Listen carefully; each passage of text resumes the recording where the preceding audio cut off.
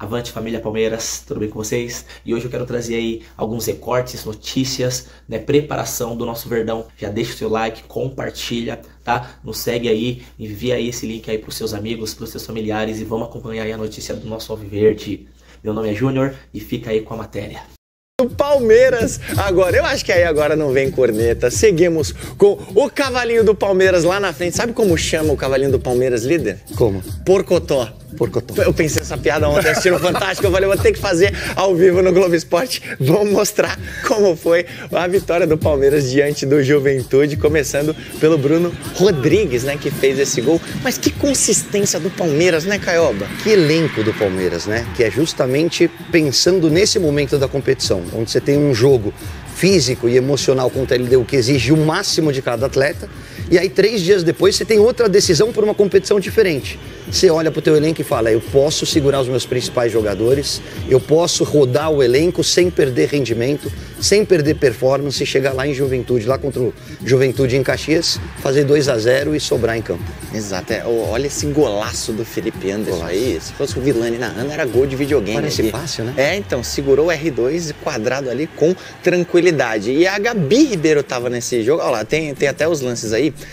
O Carlos Miguel, né, fez uma boa atuação, né, Caioba? Mais uma. Primeiro o Nenê tentando encobrir um goleiro de 2,04 metros, olha lá, a risadinha do Carlos Miguel pro Nenê, o Nenê riu de volta ali, mas ele vem se firmando, né, Caioba? No momento importante que você perde o Everton, que é ídolo da torcida, ele já tinha feito um grande jogo contra o Cruzeiro. Ali eu acho que ele pegou a bola do Caio Jorge, que era a bola do jogo, garantiu o resultado e ontem, mais uma vez, ganhando ritmo, ganhando confiança, tem mostrado ser uma grande contratação. E sua xará de sobrenome, Gabi Ribeiro, estava lá no Alfredo Jaconi e ela contou pra gente como é que foi encontrar o Carlos Miguel ali. Fala um pouquinho pra gente, então se liga aí. Um gol do Bruno Rodrigues no primeiro tempo, um golaço do Felipe Anderson no segundo tempo. Quem também brilhou foi o Carlos Miguel, fez um monte de defesa e na entrevista no fim do jogo deu pra ver que ele é bem alto mesmo, viu? Minha diferença de altura pra ele aqui é bem grande, vou esticar o microfone aqui. Como é que você viu a sua atuação nesse jogo hoje tão importante? A bola chegar no gol, a gente tem que estar ligado ao 220, não pode ter um segundo de desconcentração, porque é crucial, ainda mais nessa reta final de Brasileiro, que a gente está muito foco para ser campeão. Impressionante o que é gigante o Carlos Miguel, É muito grande, né, cara? Não, eu tenho 1,80 m, já encontrei ele, é difícil conversar com ele assim, então realmente muito alto, mas mandou bem demais aí, Gabi. A gente vai falar agora do Abel Ferreira, né? Abel, conta pra gente aí o que você achou dessa partida do Palmeiras diante do Juventude. Tinha a certeza e a convicção de que este era o melhor 11 para iniciar este jogo, daquilo que foi o último jogo pelo desgaste físico e mental e apenas com 2 dias para recuperar a equipa, era impossível que os outros jogadores tivessem a 100% para vir aqui e jogar com... Eles podiam querer, mas as pernas e a cabeça não ia deixar.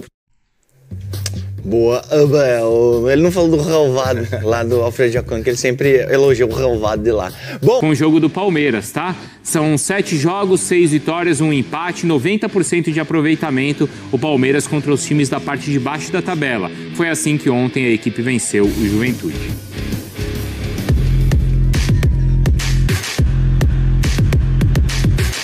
Tinha a certeza e a convicção de que este era o melhor 11 para iniciar este jogo, aquilo que foi o último jogo pelo desgaste físico e mental e apenas com 2 dias para recuperar a equipa, era impossível que os outros jogadores tivessem 100% para vir aqui e jogar com... Eles podiam querer, mas as pernas e a cabeça não ia deixar. Muito contente por poder discutir títulos como sempre fizemos e vamos continuar a fazer. Se vamos ganhar, não sei. Um time que luta por todas as competições, então não é porque o treinador colocou alguns jogadores que não vinham jogando que não era importante, porque ele tem confiança no grupo, o grupo trabalha muito forte, todo mundo coloca o pé até no treino. Desnecessário aqui a gente enaltecer a capacidade e a qualidade do adversário, redundante em falar toda a dificuldade que o Palmeiras proporciona a todos os adversários, finalista de Libertadores, brigando pelo título.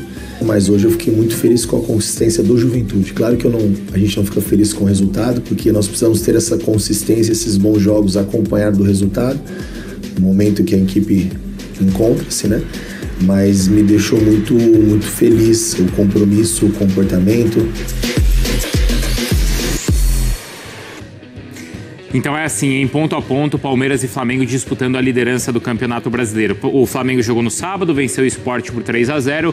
O Palmeiras devolve e retoma a liderança na noite deste domingo, vencendo então o Juventude por 2-0. Começamos com a Jalile Elias, que traz pra gente as atualizações do Palmeiras. Então hoje folga, porque o time só volta a jogar na quinta, é isso, Jalile? É isso mesmo, Bruno. Hoje o time do Palmeiras folga, né? Depois dessa viagem para Caxias do Sul. O Palmeiras foi lá, venceu o Juventude por 2-0, mesmo jogando com o time reserva. Claro, o Abel poupou jogadores depois da virada histórica na Libertadores. Hoje o time está de folga e se reapresenta amanhã às 10 horas da manhã. Falando um pouco mais dessa vitória do Palmeiras ontem em Caxias do Sul, né? O Bruno Rodrigues abriu o placar para o Palmeiras no primeiro tempo e depois, na segunda etapa, o Felipe Anderson marcou um golaço, uma chapada no ângulo para sacramentar essa vitória do Palmeiras, então fora de casa. O Palmeiras voltando a vencer depois dos 2 jogos. Na última rodada havia empatado com o Cruzeiro e na rodada anterior havia perdido para o Flamengo. Então agora o Palmeiras se prepara para o seu próximo compromisso, enfrenta o Santos nesta quinta-feira no Allianz Parque. Tem 5 jogos ainda pela frente até a final da Libertadores, lá no dia 29 de novembro também contra o Flamengo. Então Palmeiras e Flamengo em 2 disputas nessa temporada. Até lá o Palmeiras enfrenta o Santos nesta quinta-feira, depois visita o Mirassol, depois tem outro jogo contra o Santos, dessa vez na Vila Belmiro, jogo atrasado válido pela 13ª rodada, depois encara o Atlético Mineiro fora de casa e por último então encara o Fluminense no Allianz Parque, o último jogo do Palmeiras antes dessa decisão contra o Flamengo. O Palmeiras que quer muito esse tetracampeonato inédito do futebol brasileiro, assim contra o Flamengo, os dois são tricampeões, buscam então fazer história, esse time do Abel que já chegou na final de forma histórica, né? Primeira vez um time conseguiu reverter uma desvantagem de 3 gols em uma semifinal de Libertadores, mas fato é que o Palmeiras segue vivo também no Campeonato Brasileiro, depois de vencer o Juventude, reassumiu a liderança que o Flamengo havia tomado no sábado, depois de vencer o Sport, né? O Flamengo dormiu na liderança, mas o Palmeiras foi lá em Caxias do Sul, venceu o Juventude e reassumiu, tem 65 pontos, 1 a mais que o Flamengo, Bruno. Boa, Jalile, obrigado, viu? A gente tem uns números que mostram o percentual de chances de título. O que mais chama a atenção aí, pelo menos, é ver o Cruzeiro com menos de 1%. Eu fiz até uma pesquisa aqui no Instagram, o que o torcedor acha. O torcedor tá dando que o Cruzeiro tem 17% ainda, achando que ainda dá para o Cruzeiro ainda tá na disputa. Ali aparece o Palmeiras com 57%, o Flamengo com 43%. O Cruzeiro tá fora da disputa, vocês acham? É difícil o Palmeiras e o Flamengo, os dois perderem pontos, né? Não é nem só a questão do desempenho do Cruzeiro, mas é o Palmeiras e o Flamengo perderem esses pontos todos. É o desempenho do Cruzeiro que tem que beirar ali os 100%. E Palmeiras e Cruzeiro Palmeiras e Flamengo largarem muito, né? Assim, muito. E não vão largar. Os dois ainda têm um jogo a menos. Exatamente. O Palmeiras faz o jogo a menos contra o Santos e o Flamengo recebe o Sport. Recebe não, é fora, né? Agora é fora. É na Arena Pernambuco. Isso aí, que também deu polêmica. Logo depois do jogo contra o São Paulo. Ah, mas deu polêmica por quê também? Ah, porque a torcida do Sport queria na Ilha do Retiro. Queria na Ilha do Retiro e não queria na Arena Pernambuco. Exatamente. Bom. E aí, só para te responder, eu já estou falando há bastante tempo. Vocês já falaram bastante tempo, não, né? Que inclusive teve corneta, né? Na nosso querido Instagram. Teve alvo? Ah, teve alvo, mas assim, não foi nada demais. Foi só o torcedor realmente defendendo ali, né?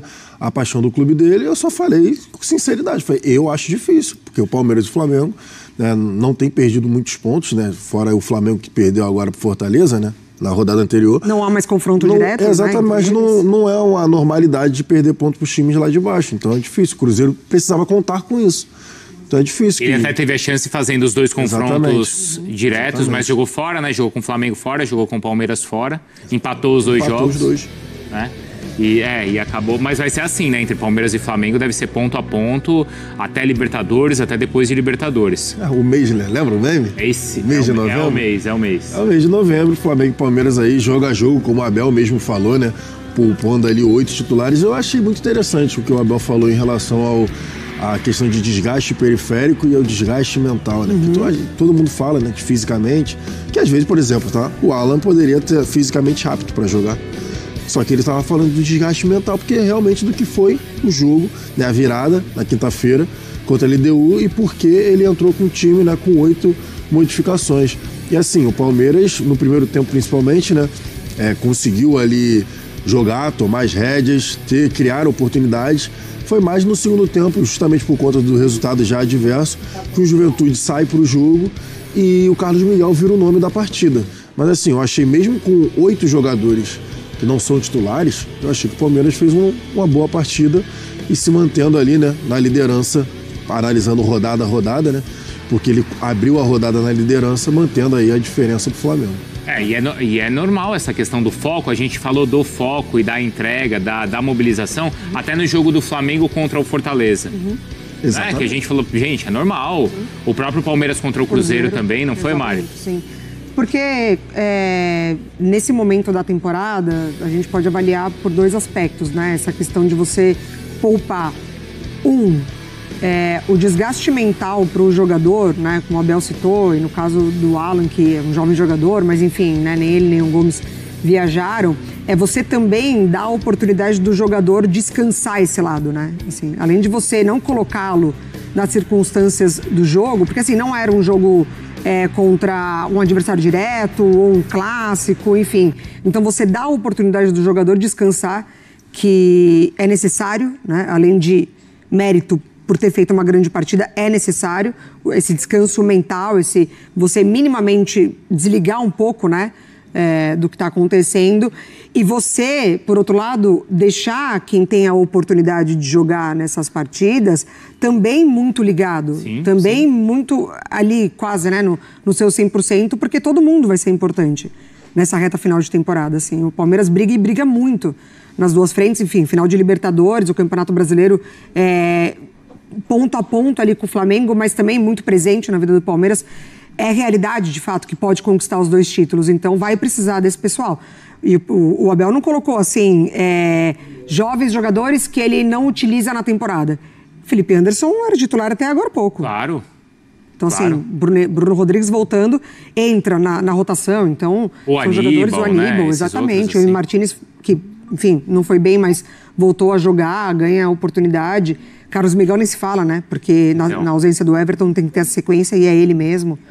Então, fez bem o Abel. Eu já vou chamar o Rafa pra gente ver os jogos, Rafa, dos 2 times, mas assim, o Carlos Miguel é muito do que é essa esquizofrenia do futebol brasileiro. Eu tava vendo você falando isso no Fala Forte. E você concorda comigo, Jailson? Concordo, é uma loucura. Futebol brasileiro... Eu sei que você vai falar... E a Mari tava falando aqui, mas eu só, Viola, meus parabéns, hein, Viola? Eu vi o que você fez aqui, meu compadre. Ficou bonito, hein? Viola, nossa câmera, que eu tava prestando atenção no que a Mari tava falando, mas eu também tava olhando ali o retorno. E dessa vez ele nem estilingou, né? Não, o movimento ficou bonito ali. Parabéns ali, Sport Center, os parabéns. Mas vai lá, chame o Rafa. Depois você assiste ali, você tava prestando atenção. A Mari tava concentrada, eu tava ouvindo, mas eu tava vendo ali, ó. Arrasou. Ficou bonito? Pô, tu vai ver. Que bom. Bonito mesmo. Então, mas eu tava falando do Carlos Miguel, porque contra o Flamengo e contra quem? Contra o LDU, era assim, não prestar. 6 gols. E tipo assim, ele não teve culpa. Não, o cara tomou 2 gols de pênalti, um com a Arrascaeta na frente dele e outro com o Pedro. Ele não teve, isso? Mas aí o chama-gol, ele não teve culpa em nenhum gol, Jorginho, basicamente. Mas aí é o chama-gol. É o chama-gol, tá zicado porque traiu o Corinthians. A gente não pode ter goleiro azarado. Não pode ter goleiro azarado, é isso. Aí o cara vai lá, vai bem contra o Cruzeiro. 3 jogos sem tomar gol, né? Vai bem contra a LDU aqui, não foi tão exigido, mas foi 3 jogos, né? E ontem isso tudo aí que você tá vendo, Mário, olha lá, ó. Exatamente. 12, 10 no alvo, 10 defesas, nenhum gol sofrido. Aí assim, já virou... A importância ali, né, desde que os dados foram coletados ali pela Opta, o goleiro que mais defesas difíceis fez pelo Palmeiras. Então isso há muito tempo, né? Tava ali Desde 2012. Desde 2012, exatamente. Tinha um recortezinho ali.